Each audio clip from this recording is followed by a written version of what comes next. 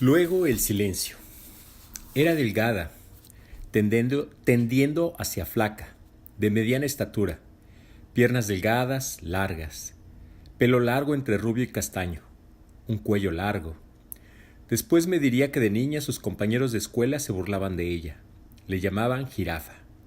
La vi al salir del edificio y empezar mi viaje de regreso a casa.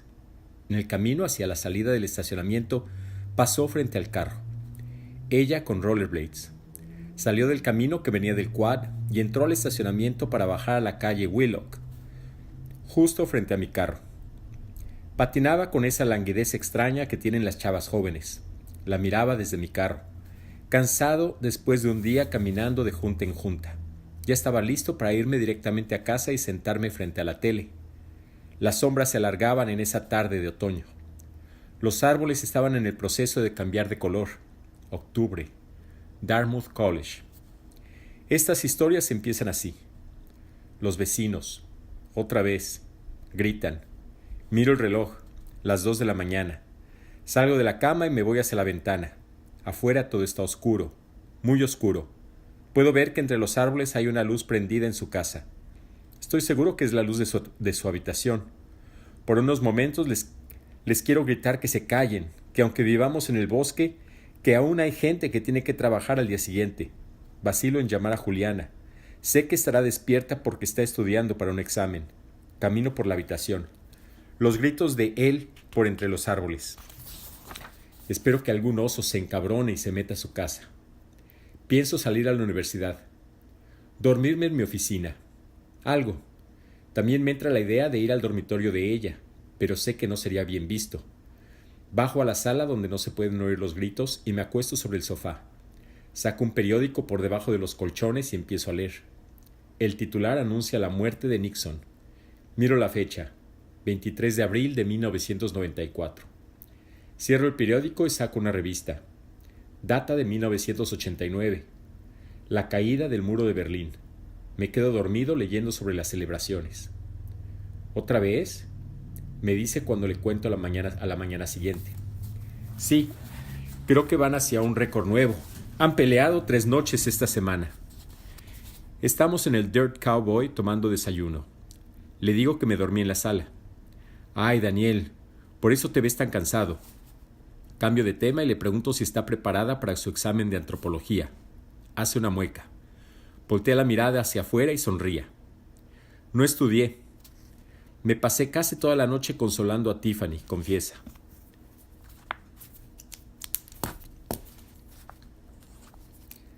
Con la cara que hace, estoy a punto de darle un beso. Pero me acuerdo que la jefa del departamento está sentada cerca de nosotros.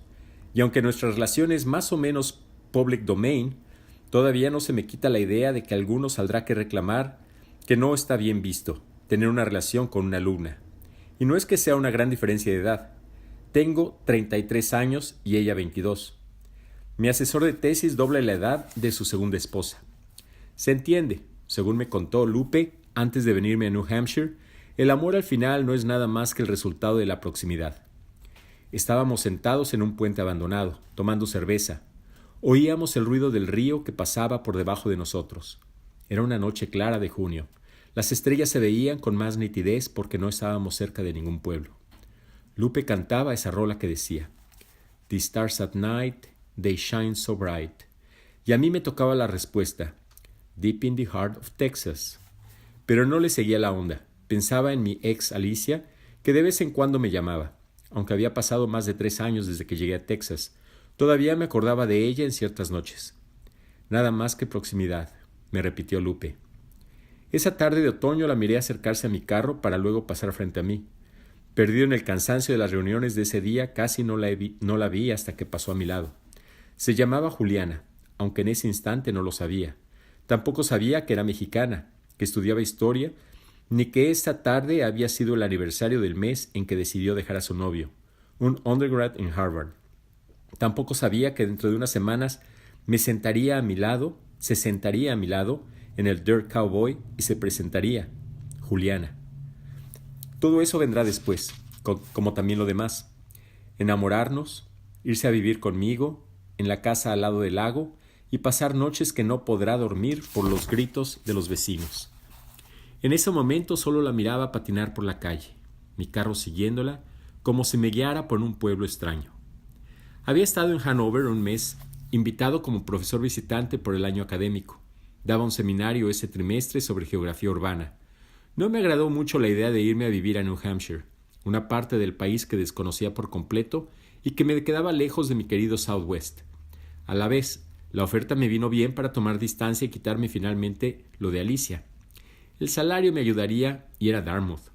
Dartmouth. Felicidades, brother, me felicitaban los amigos. Mi madre armó una gran fiesta en el pueblo. Mi hijo se va para Dartmouth, anunciaba con alegría. Yo les decía a todos, nada, no es nada. Solo es por un año, solo voy como visitante, pero no les importaba. El hecho era que alguien del pueblo se iba como profesor en una de las Ivy League Universities. La gente tampoco entendía qué era eso de Ivy League, pero le sonaba importante. Tuve problemas en conseguir alojamiento en Hanover. Finalmente encontré una casa al lado del lago Eastman. Me habían dicho en el Real Estate Office que el lago quedaba a 20 minutos del campus. Era verdad.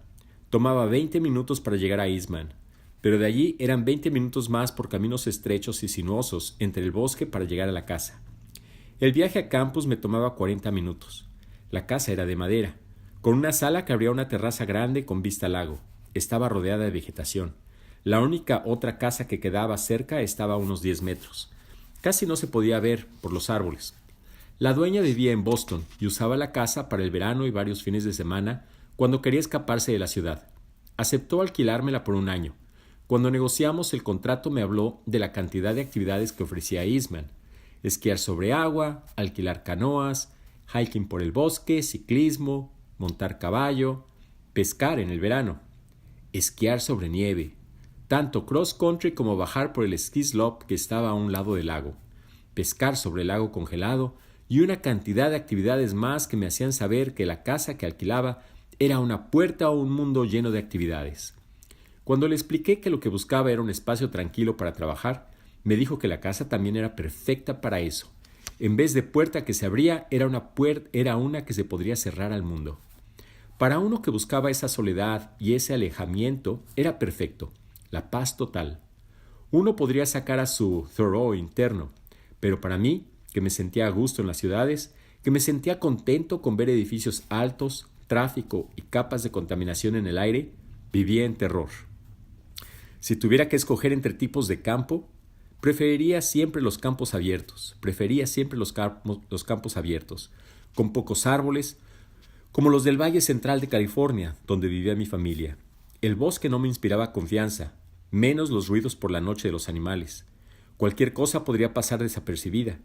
Sentía que en cualquier momento saldría algún Jason o Freddy Krueger para descuartizarme. Me maldije la tarde que encontré un venado a 2 metros de la entrada a la casa. De noche escuchaba con desconfianza a los mapaches trepándose por el techo. Temía la mañana en que saliera de la casa y ver a un oso escrutándome. Me agobiaba tanta naturaleza descontrolada. Después de una semana en esa casa empecé a entender la locura de Jack en The Shining. Aunque hay poca distancia entre nuestras casas, todavía se siente uno aislado, por los árboles. A veces sentado en la terraza pude ver la otra casa. Su ubicación es distinta, y lo que veía eran partes de una pared de madera. Los vecinos y yo compartíamos un camino, y a veces nos encontrábamos. Era una pareja joven, de más o menos mi edad. Era obvio que pertenecían a una clase privilegiada. Los había visto en Hanover. Ella era rubia y siempre vestía bien, ropa de marca. Él también. Emanaban el privilegio y la comodidad como jamás había visto en otras personas. Con frecuencia los encontraba en el Dirt Cowboy, mi sitio preferido, cuando no estaba en mi oficina. Tenían el aire de gente que siempre se les había dado todo. Algo frío, incluso entre ellos. Se sentaban en una mesa y no miraban a nadie. Ya no se trataba de simple arrogancia. Era algo más, indiferencia total. Él leía el New York Times y ella se pondría a hojear cualquier revista. Casi nunca se dirigían la palabra. Una pareja que había optado por el privilegio y el estatus en vez de la felicidad. Por supuesto, nunca hablábamos. Seguro que notaban en mí un pasado laborando en los campos de arroz o en la pizca de las aceitunas. Era evidente que no era dueño de la casa a su lado, que simplemente era un inquilino y que por eso pertenecía a otro nivel social. uno al que ellos nunca les interesaría entender. No querían ensuciarse con esa realidad. Juliana trabajaba en el Co-op de Hanover. Siempre iba al otro, el que quedaba cerca de la carretera. Después de conocerla, cambié de sitio. Lo bueno fue que empecé a trabajar más en la oficina. Por las tardes iba al Co-op para comprarme algún bocadillo y me regresaba a la uni. Cuando Juliana terminaba su turno, pasaba por ella y nos íbamos a Eastman. Camino a Eastman me contaba de su día, de sus clases o de cualquier cosa que recordaba. Uno de los profesores empezó una clase dedicado a la década de los 60, con una anécdota, lo que para él significaba esa época. Describió el día que era undergrad caminando por su campus y al llegar a un edificio se encontró con la chica más guapa que jamás había visto en su vida. Ella salía del edificio y al cruzarse se dieron un beso larguísimo y se separaron. Jamás la volvió a ver. Me contó de una noche de copas con amigas en Nueva York, de los bares por donde habían pasado. Uno tenía la entrada de una bodega dominicana y estaba en el sótano. Otro se entraba por lo que parecía ser una sala típica, con sofá y televisión y fotos familiares. El bar estaba atrás, pasando la cocina. A mí me recordó a mi bar favorito de Santa Bárbara, Elsie's. La fachada era una tienda abandonada. En la entrada había grandes vitrinas viejas y algunos sillones. El bar quedaba en el almacén que daba a un pequeño patio. Una noche, cuando caía nieve, los dos nos contamos cuentos de fantasmas. Al llegar a la casa estábamos suficientemente espantados que Juliana me hizo salir primero e iluminar todo para que viera que no había ningún fantasma o matón esperándonos. En el principio le gustaba bromear que iba a escribir una carta a la administración. Estimados administradores, quisiera anunciarles que uno de sus ilustres maestros visitantes me acosa. Soy una joven inocente que viene de una familia mexicana muy tradicional. ¿Qué dirán mis padres de este agravio contra su honor? ¿Cómo me defenderé? Me dictaba su carta y cuando me veía suficientemente estremecido me sonreía. Ella me despierta. ¿Qué? Le preguntó, la voz ronca. ¿No los oyes? Sacudo la cabeza y los oigo. No manches, están peleando, otra vez. Ya estoy acostumbrado al relajo, pero ella no. Los dos en la cama, escuchando los gritos de los vecinos. Se da cuenta que no me sorprende. ¿A poco siempre son así? Pues sí, mi amor, le contesto, casi siempre. Creo que pelean cada 5 días. Al principio me molestaba y quería gritarles, pero ya casi nunca me despertaban. Juliana empieza a reírse. Imagínate, me dice, la vida de ellos. Para oír mejor, salta de la cama y se va a la ventana. Órale, como Rear Window, le digo. Nos paramos intentando ver entre los árboles. Nada. Aunque sabemos que grita no podemos descifrar las palabras. Como que hablan un idioma extraño. Después de un rato, las voces disminuyen y nos regresamos a la cama. Las primeras veces le pareció gracioso lo de los pleitos de los vecinos. Después empezó a alarmarse. No sabía cómo me podía dormir con el ruido. Me despertaba y me pedía que hiciera algo. Siempre le decía que no sabía qué hacer. No les podría gritar a esos gritones. Tampoco pensaba irme a su casa a esas horas para decirles que se calmaran. No salía para nada de noche a ese pequeño bosque embrujado que separaba las casas. Juliana se enfadaba conmigo por mi cobardía. Finalmente creo que también se sintió inútil al tampoco poder hacer nada. Salgo a la terraza para ver el lago, congelado. Miro las nubes. Cuando alquilé la casa no pensé en cómo saldría para Hanover los días de nieve. No me gustaba manejar por calles congeladas, y para llegar a la casa al lado de Eastman había que cruzar muchas colinas. Hace un mes el carro se resbaló y me salí del camino. Afortunadamente no me pasó nada, solo el susto. Me fijo hacia la casa vecina. Nada. Silencio total. Los árboles sin sus hojas forman caligrafías extrañas. La casa al lado es casi igual a la mía. El carro de ellos está estacionado en el camino de entrada. Una imagen de perfecta normalidad, como si nada hubiera pasado. Pienso llamar a Juliana, pero sé que no me va a contestar. Después de estar juntos un par de meses, empezó a pasar menos tiempo en la casa. Prefería dormir en su dormitorio. Me decía que tenía que estudiar, pero sabía que ya estaba cansada de tener que pasar nuestra relación escondidas. Me acordaba de mi colega Arturo y no quería ser ese profesor. Juliana me decía que no tenía por qué preocuparme. Solo era un profesor visitante y no tenía que pensar en reglas universitarias que no me afectaban. Tampoco era necesario preocuparme ya que no era alumna mía. Estaba cansada de vivir una vida secreta. Un día, mientras estábamos por el quad, me tomó de la mano. Ya no le importaba quién nos viera. Me sentí raro, pero acepté que nuestra relación había pasado a una nueva etapa. 2 días más tarde empezó a dejar cosas en la casa. Ropa, maquillaje, libros. Era diciembre y sabía que pronto habría mucho más nieve y que iba a ser difícil salir de esa zona para la compra. Me gustaba la idea de estar compartiendo la casa con ella. No recibí ninguna carta de la administración. Los colegas tampoco dijeron nada. Pasamos juntos las Navidades. Ella decidió no regresar a casa y mi familia en California sabía que pensaba estar metido en el trabajo durante las vacaciones. La mayoría del tiempo estuvimos en casa, acostados al lado de la chimenea o bailando en la sala con la música que teníamos. Por las tardes nos acostábamos en el sofá y le contaba de mis años como locutor de radio. A veces salíamos a caminar al lago del lago.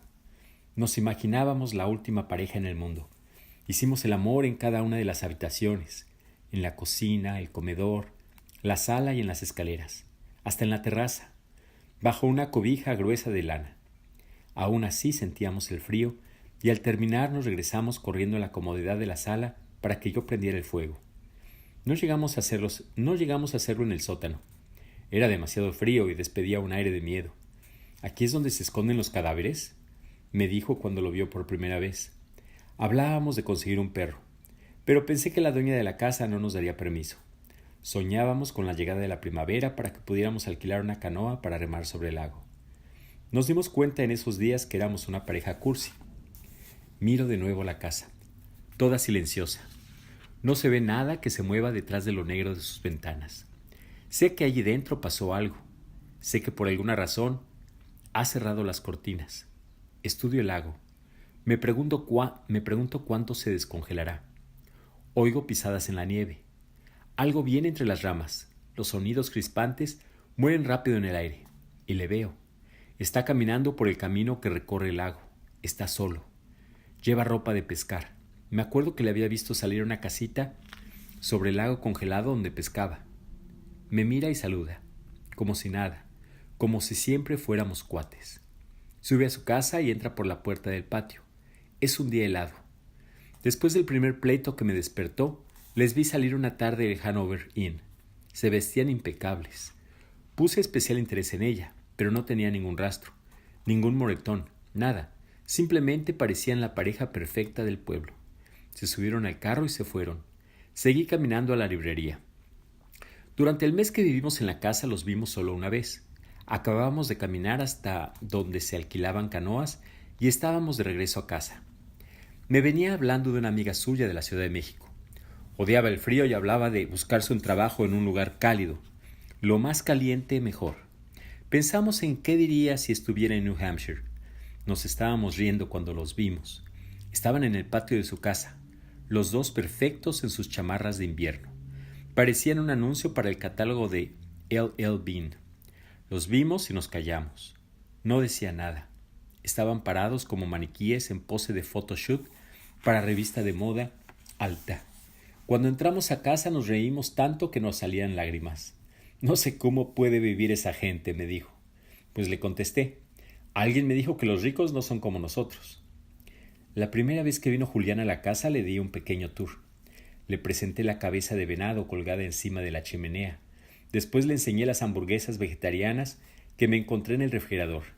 Le mostré el sofá que estaba reforzado con periódicos y revistas. La más antigua que había encontrado era de 1980. De allí la saqué al patio que daba al lago. Le señalé la casa que quedaba al lado. Le dije de los pleitos que nunca se podían entender bien por los árboles. Allá por febrero comenzaron a pelearse con más frecuencia. Como Juliana estaba en la etapa de exámenes, empezó a pasar más tiempo en Hanover. Casi llegué también a dormir en la oficina para no tener que escucharlos. Me decía Juliana que cuando terminaba con los exámenes regresarías a la casa. Decía que nosotros seamos nuestro ruido. Mostraríamos a los vecinos qué tipo de gritos se deberían hacer por la noche. Por las tardes nos poníamos frente a la chimenea para calentarnos con el fuego de la leña que había metido a la casa y con lo que sacaba del sofá, que empezaba a disminuir en tamaño.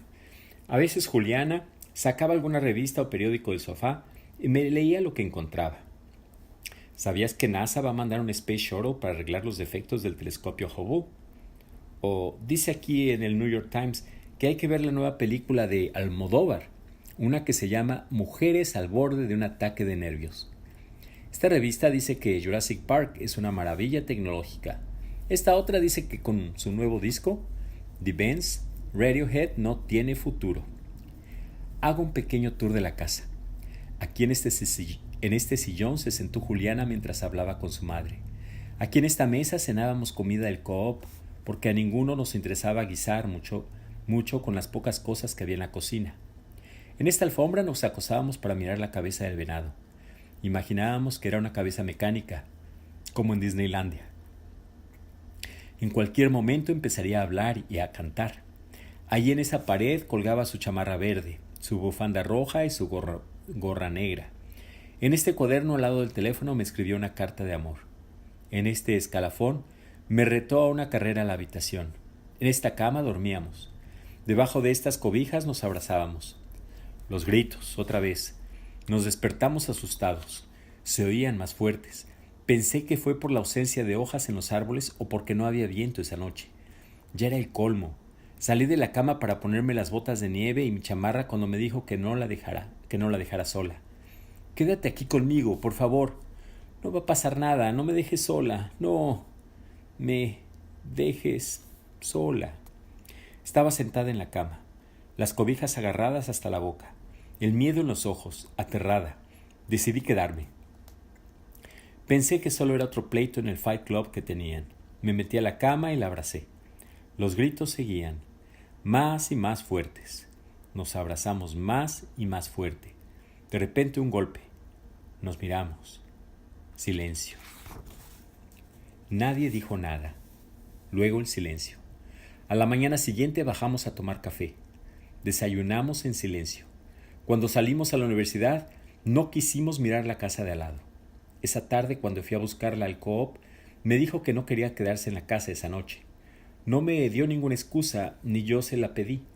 De regreso, fue cuando me salí del camino por lo del hielo. Afortunadamente no hubo muchos daños al carro y pude llegar a casa.